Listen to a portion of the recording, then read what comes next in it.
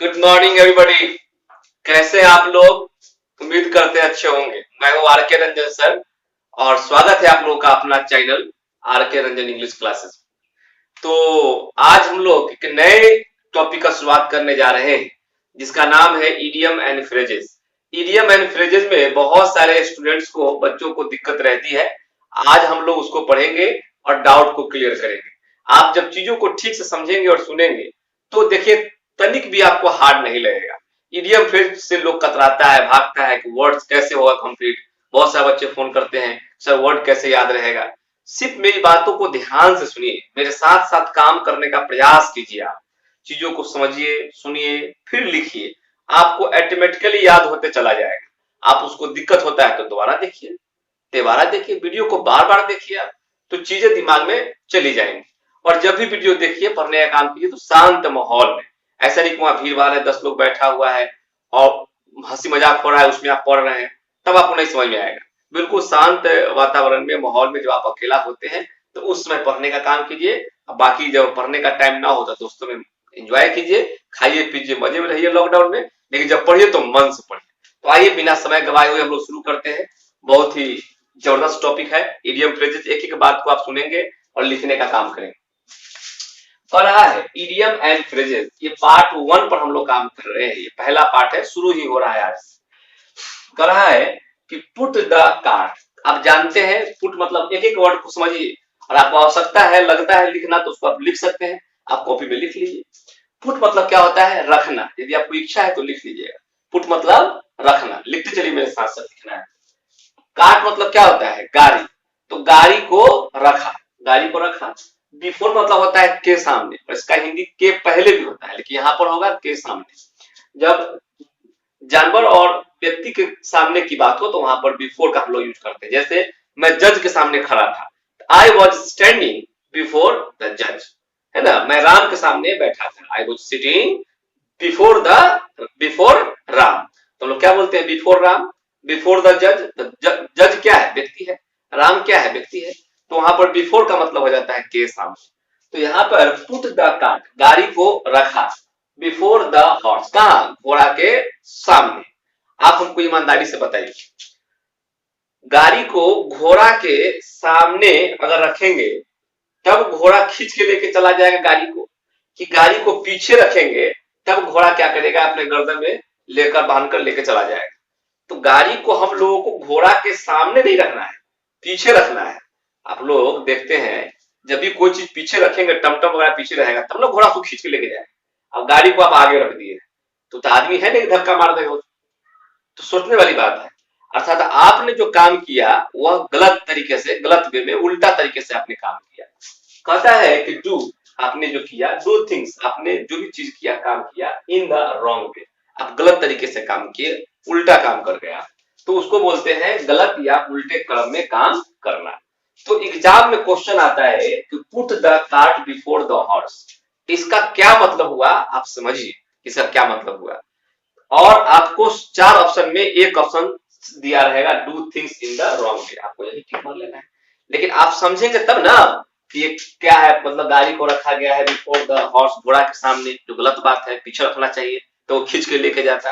अर्थात वो क्या कर दिया? Do things in the wrong way, वो रॉन्ग वे में काम कर दिया। इसी को हम लोग कहते हैं गलत या उल्टे क्रम में काम करना।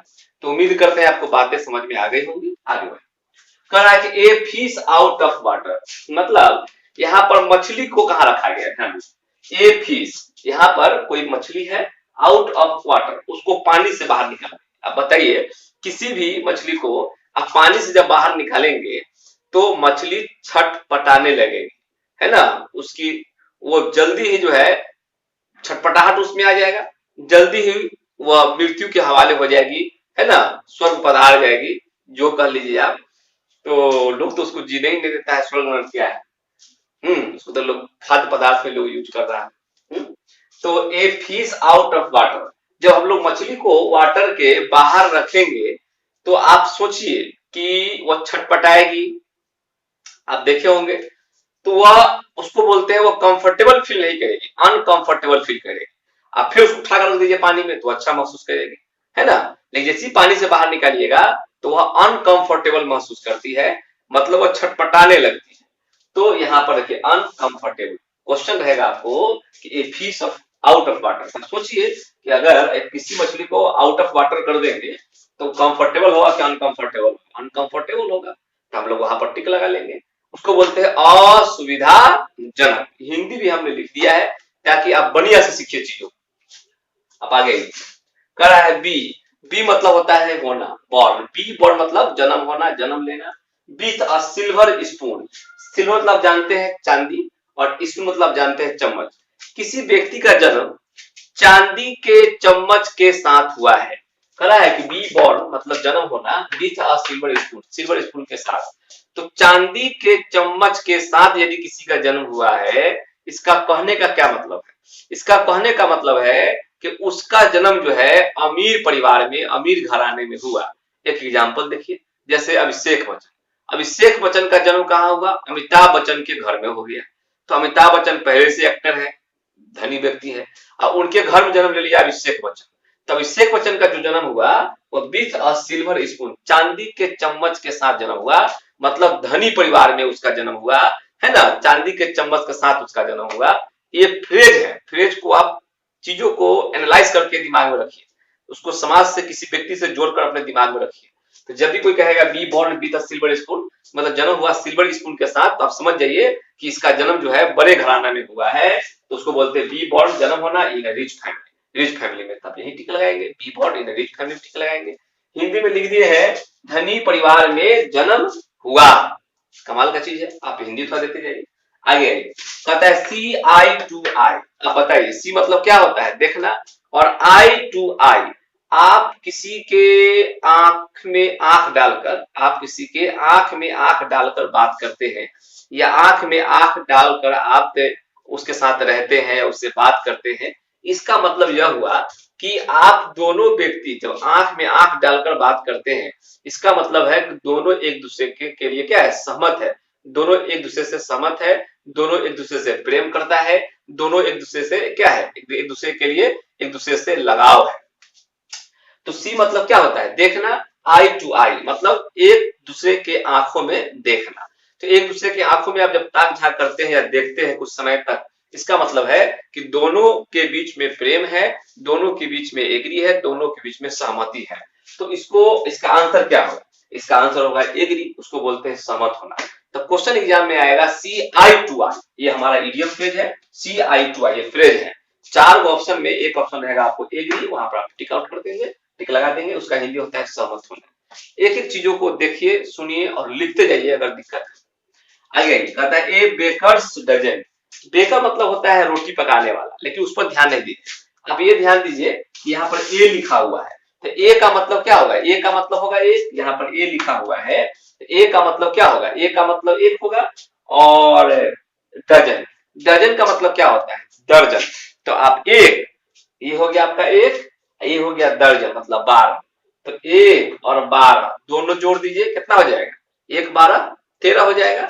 तो ए बेकर्स डजन, तो 12 1 13। तो इसका आंसर हो जाएगा 13। तो देखिए आपका आंसर होगा 13। इसको हिंदी में हम लोग कहते हैं 13, है ना? हिंदी शब्द भी आप याद रखिएगा। तो क्वेश्चन देगा ए बेकर्स डजन, आप टिक कहाँ मारेंगे? 13 में टिक मारेंगे। ठीक है, ट्रिक याद करने का 1 और 12 13। आप चीजों को 2-3 बार देखिए वीडियो, आप फिर लिखिए, एकदम बिल्कुल 100% याद हो जाएगा। इसमें कहीं से कोई दुराई नहीं है, थोड़ा सा प्रैक्टिस करने की आवश्यकता है। करा है चिक बाइट जाओ। चिक बाइट जाओ, अब बताइए चिक मतलब क्या होता है? चिक मतलब होता है जबड़ा, है ना? जबड़ा। और एक देता है जाओ, चिक मतलब क्या होता है? गाल। अब बाई जाल मतलब होता है जबड़ा। तो चिक मतलब क्या होता है? गाल, और जाल मतलब जबड़ा। आप बताइए कि आपका जबड़ा और गाल कहाँ है? एकदम कुछ ही दूरी पर है, वेरी नियर, बहुत आस पास है।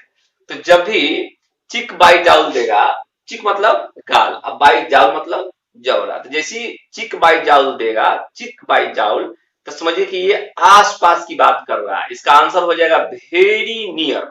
ठीक है, तो चिक बाई जाउल वेरी नियर आपका आंसर हो गया, उसको बोलते हैं बहुत नजदीक। ठीक है। इसको अंग्रेज तो कैसे बोलेगा कि तुम ये काम करो, अगर तुम ये काम नहीं करेगा तो मैं तुम्हारा कान फाचर उड़ा देगा। कान फाचर, इसको बोलते हैं जवरा, है ना? तो चिक बाई जाओ मतलब चिक जाउल क्या है, बहुत नियर है, आसपास में है, तो आपका आंसर ये हो जाएगा। अगला क्वेश्चन है, कह रहा है कैरोट। कैरोट मतलब क्या होता है? आप जानते हैं गाजर होता है, हम लोग गाजर हो, गाजर का हलवा हो, मिठाई हो, किसी को गाजर का हलवा हो, गाजर हो, मिठाई हो, है ना, फल फूल हो, किसी को कुछ भी हम देते हैं, अच्छा चीज देते हैं, कब? जब वो कोई अच्छा काम करता है तब प्रोत्साहन के रूप में हम लोग उसको क्या करते हैं, कोई ना कोई चीज खिलाते हैं कि भाई चलो तुम फर्स्ट किया है ना, तो ये मिठाई लो, तुम अच्छा मार्क्स लाया तो ये अवार्ड लो, अवार्ड। तो कैरोट किसी को देते हैं, आप गाजर का हलवा देते हैं, गाजर देते हैं, इसका मतलब आप उसको प्रोत्साहन दे रहे हैं, है ना, रिवार्ड उसको कहते हैं। एंड स्टिक, स्टिक मतलब होता है दंड, स्टिक मतलब होता है दंड, आप ये लिख लीजिए। तो स्टिक मतलब होता है दंड, लेकिन आप दंड किसी को कब देते हैं?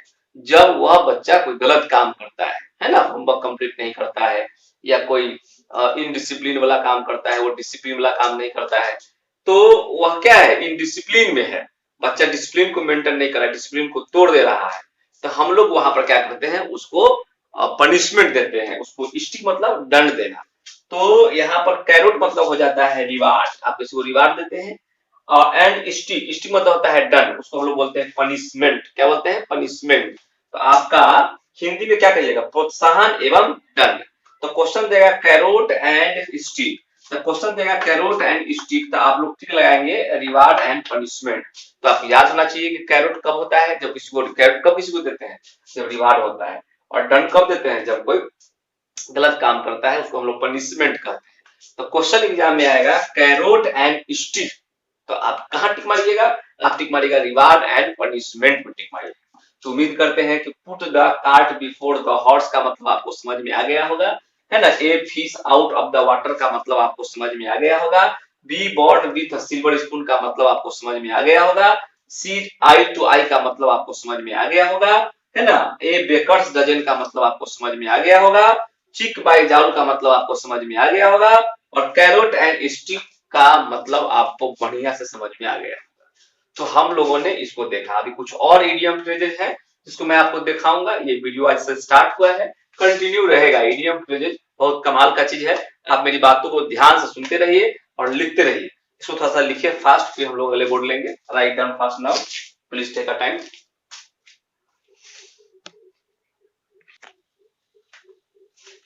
उम्मीद करता है आप लोग लिखे हों। तो आइए हम लोग देखते हैं अगला वर्ड क्या कर रहा है।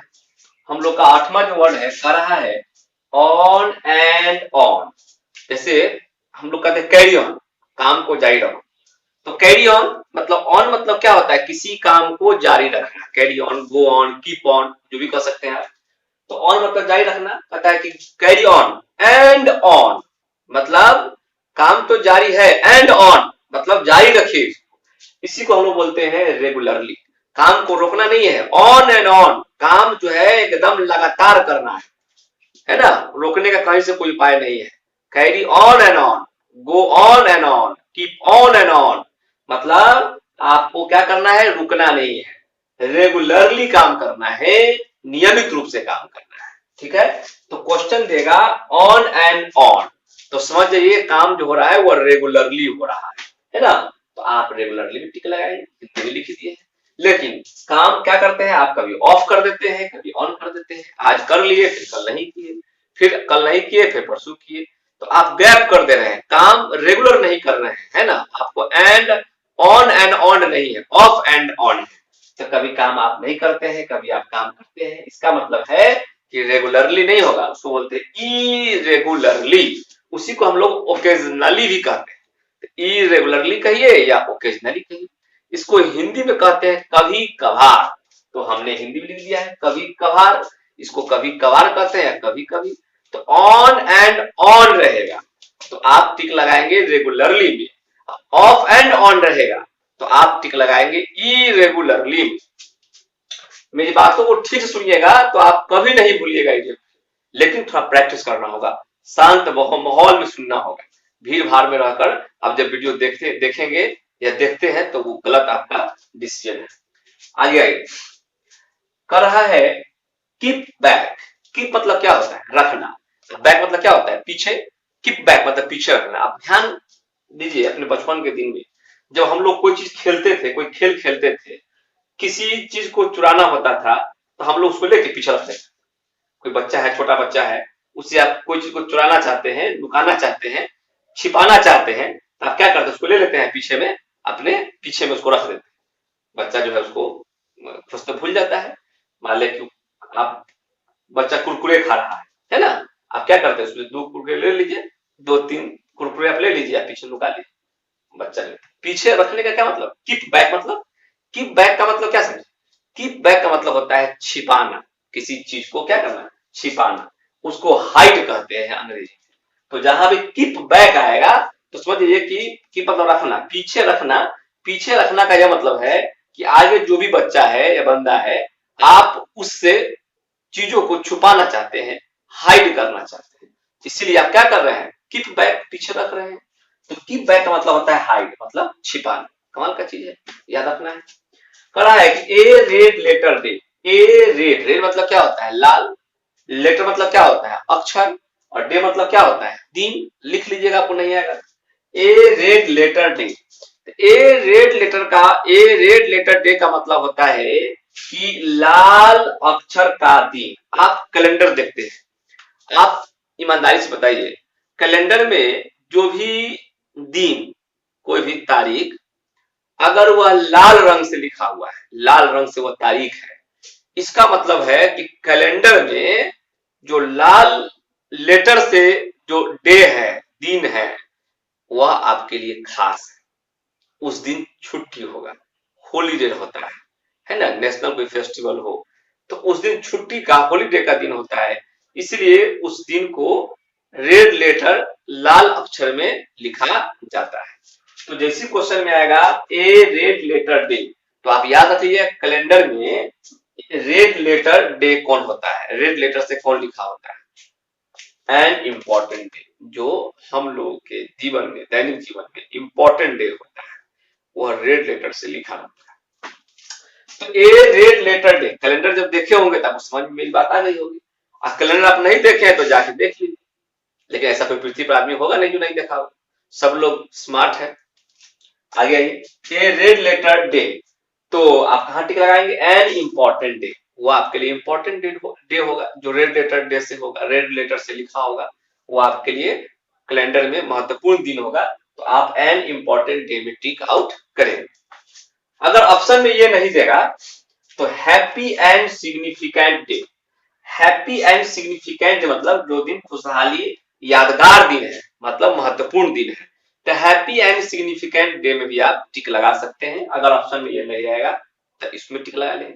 अगर ऑप्शन में ये दोनों नहीं देगा तो ए स्पेशल डे भी बहुत बार एग्जाम में पूछा है, तो आप ए स्पेशल डे, वह दिन मानव के लिए, लोग के लिए स्पेशल होता है, तो आप ए स्पेशल डे में टिक लगा सकते हैं। अगर ए भी ऑप्शन में नहीं रहेगा तो आप ए मेमोरेबल डे, एक यादगार दिन होता है जिस दिन छुट्टी होती है ना, तो आप ए मेमोरेबल डे में टिक लगा सकते हैं। अगर ऑप्शन में ये भी नहीं होगा तो आप ए गाला डे में टिक मारिएगा, महत्वपूर्ण दिन, ए गाला डे।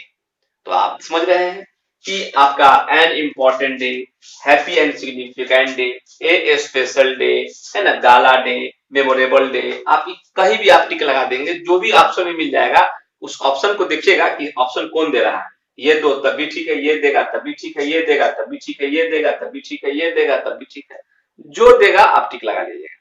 तो कैलेंडर में कोई भी दिन अगर रेड लेटर से है, लाल अक्षर से लिखा हुआ है, तो समझ जाइए कि वो इम्पोर्टेंट डे है, आपके लिए छुट्टी का दिन है, तो एन इम्पोर्टेंट डे में टिक आपको लगा देना है। हिंदी में महत्वपूर्ण दिन बोलते हैं। तो उम्मीद करते हैं कि ऑन एंड ऑन समझ में आपको आ गया होगा, ऑफ एंड ऑन बिल्कुल क्लियर हो गया होगा, कीप बैक स्पष्ट हो गया होगा, और ए रेड लेटर डे बिल्कुल खोपड़ी में चला गया होगा, याद हो गया होगा। तो अभी तक हम लोगों ने 11 इडियम फ्रेज देखा। फर्स्ट बोर्ड में 8 वर्ड लिए थे और फिर हम लोगों ने ये 5 वर्ड लिया, तो कुल कितना हो गया, ये 8 9 10 11, 4 तो 7 4 11, ठीक है, 11 वर्ड हम लोगों ने देखा। आप अभी जो 11 गो इडियम फ्रेज हमने आपको पढ़ाया, उस 11 गो इडियम फ्रेज को आप ठीक से सुनिए, वीडियो को 1-2 दफा सुनिए, फिर कॉपी में लिखिए, 100% आपको याद हो गया होगा, ये मैं दावे के साथ कह सकता हूँ। फिर हम लोग इडियम फ्रेज का, इडियम एंड फ्रेजेस का सेकेंड जब पार्ट हम लोग करेंगे तो उसमें फिर हम लोग इसको आगे बढ़ाने का और ले जाने का काम करेंगे। तब तक आप इसको एंजॉय कीजिए। मेरी बातों को सुनने के लिए, देखने के लिए बहुत बहुत धन्यवाद। और इसी तरह से आप मेहनत करते रहिए मेरे साथ साथ। मैं आपके मेहनत, अभी जो बच्चे मेहनत कर रहे हैं, काफी मैं उससे उत्साहपूर्ण हूँ, खुश हूँ, ताकि अभी जो भी बच्चे का फोन आ रहा है वो सब कंप्लीट वीडियो देख रहे हैं, सब चीज को पढ़ रहे हैं। और मैं मौका मिलता है तो मैं पूछताछ भी करता हूँ, और बच्चे जवाब देते हैं तो काफी अच्छा लगता है, उत्साहपूर्ण लगता है कि मैं जो काम कर रहा हूँ वो ठीक है, और बच्चा मेरे साथ साथ काम कर रहा है। ये बड़ी बात है, लॉकडाउन में बच्चे एंजॉय के साथ साथ पढ़ रहे हैं, ये बहुत बड़ी बात है। फिर हम लोग मिलते हैं अगले वीडियो में, तब तक अपना ध्यान रखिएगा। Okay bye, take care, bye bye.